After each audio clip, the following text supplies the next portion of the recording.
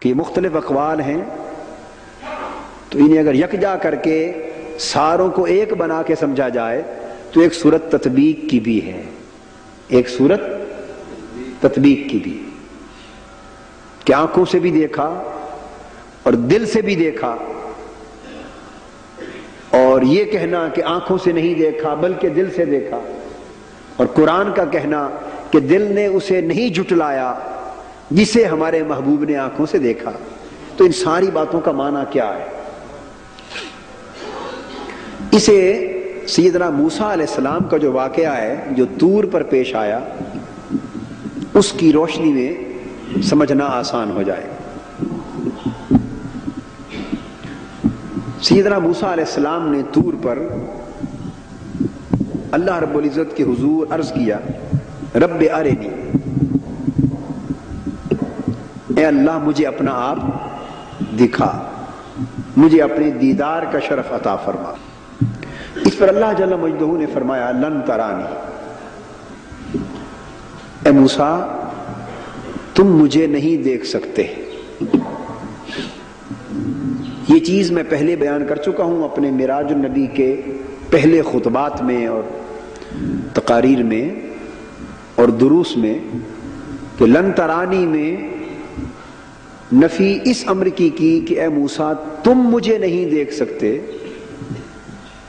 اس بات کی نفی نہیں کی کہ مجھے دیکھا نہیں جا سکتا۔ یہ نہیں فرمایا رب ارنی کے جواب میں کہ موسیٰ مجھے دیکھنا ممکن نہیں، مجھے کوئی دیکھ نہیں سکتا یا مجھے دیکھا نہیں جا سکتا، یہ نہیں فرمایا۔ فرمایا لن ترانی، اے موسیٰ تو مجھے نہیں دیکھ سکتا۔ اس جواب کے اندر ایک وضاحت پوشیدہ ہے، اس جواب کے اندر ایک وضاحت پوشیدہ ہے، اور اس نفی کے اندر ایک اس بات پوشیدہ ہے کہ تم نہیں دیکھ سکتے۔ مراد یہ ہے کہ موسیٰ مجھے دیکھا تو جا سکتا ہے، مجھے دیکھا تو جا سکتا ہے، اور میرا جلوہ حسن ممکن ہے، اور کوئی آنکھ اگر تابع نظارہ رکھتی ہو تو میرا جلوہ دیکھ تو سکتی ہے، مگر موسیٰ تیرے لیے یہ کام مشکل ہے۔ لن ترانی، تم نہیں دیکھ سکتے۔ اگر بات یہاں ختم ہو جاتی تو پھر بھی اس کی ایک حد تھی، مگر اس سے آگے جو واقعہ پیش آیا وہ ایک اور حقیقت کی طرف متوجہ کرتا ہے۔ اس سے آگے جو واقعہ پیش آیا وہ نئی بات ہے جس کا ذکر پہلے خطبات میں نہیں آیا۔ جو واقعہ پیش آیا وہ ایک نئی حقیقت کی طرف متوجہ کرتا ہے۔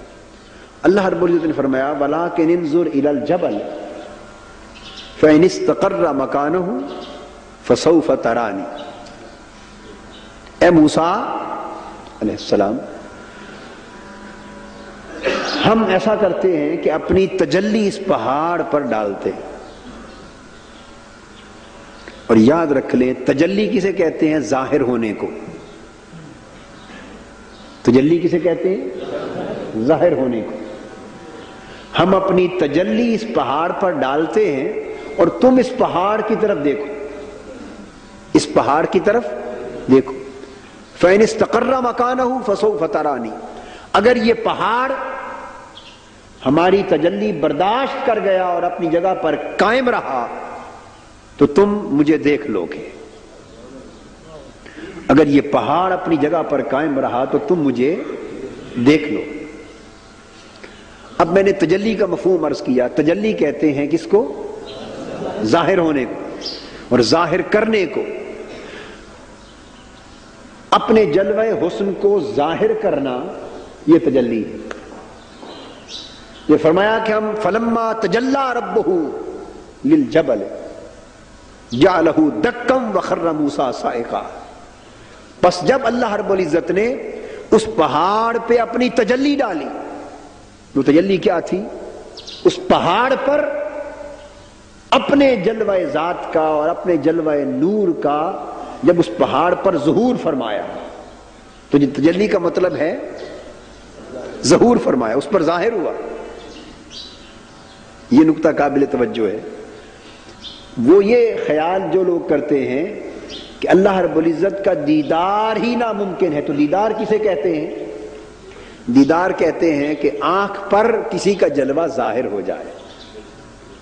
آنکھ پر کسی کا جلوہ ظاہر ہو جائے، بس یہی دیدار ہے. اگر اللہ کا جلوہ حسن ظاہر نہیں ہوتا تو پہاڑ پر کیا ہوا؟ فلما تجلی ربہ للجبل، جب اللہ پاک اس پہاڑ پر اس نے اپنے جلوہ حسن کو ظاہر کیا، پہاڑ پر اپنے جلوہ حسن کو ظاہر کیا، پہاڑ پر ایک ظہور فرمایا. یہ ہے تجلی ڈالی کا معنی. پہاڑ پر اپنے جلوے کو ظاہر کیا. جعلہ دکن، وہ ظہور جلوہ ذات کو برداشت نہ کر سکا اور ریزہ ریزہ ہو کر جل اٹھا. وخر موسیٰ صاعقا، اور موسیٰ علیہ السلام نے اللہ پاک کے اس پہاڑ پر اس ظہور حسن کا جو نظارہ کیا تو پہاڑ تو راکھ راکھ ہو گیا، ریزہ ریزہ ہو گیا، اور موسیٰ علیہ السلام پر اس کا اثر یہ ہوا کہ وہ بے ہوش ہو کر نیچے گر پڑے. تو یہاں دو سوال پیدا ہوئے، تین چیزیں بلکہ. اللہ پاک نے اپنا ظہور فرمایا یا نہ فرمایا؟ فلما تجلی ربہ للجبل، یہ ظہور کا بیان ہے. اللہ پاک نے اپنے جلوہ حسن کو ظاہر کیا، اپنے جلوہ نور کو ظاہر فرمایا پہاڑ پر. دوسری بات جعلہ دکا، اللہ پاک نے اپنا جلوہ حسن پہاڑ پر ظاہر کیا تو جعلہ دکا کا مطلب یہ ہوا کہ پہاڑ اسے جذب نہ کر سکا.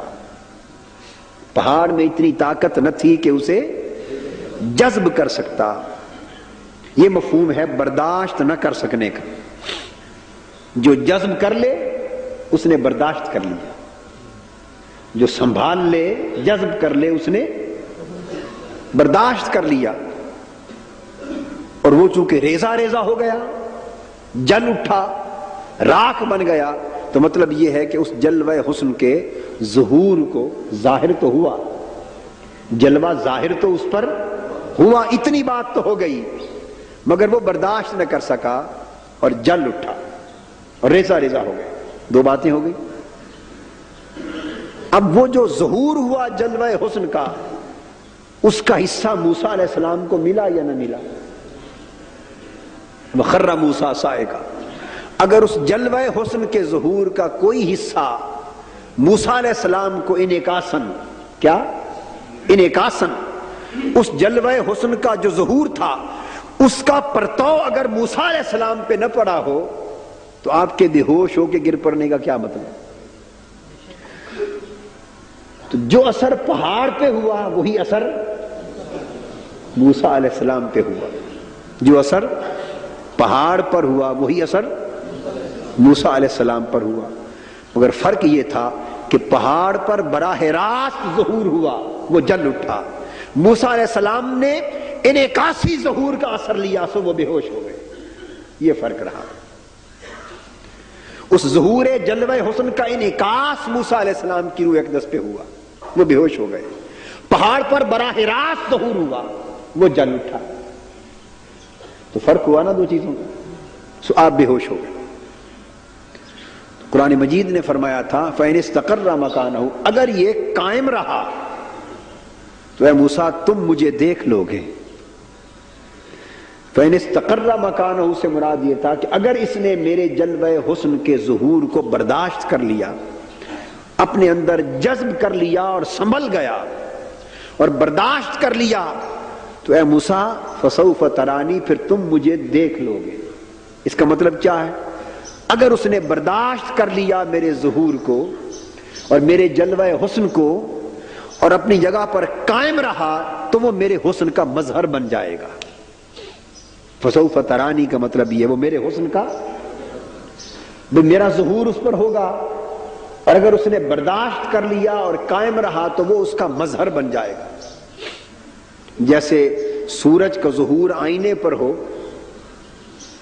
اور آئینے میں وہ سورج چمکنے لگے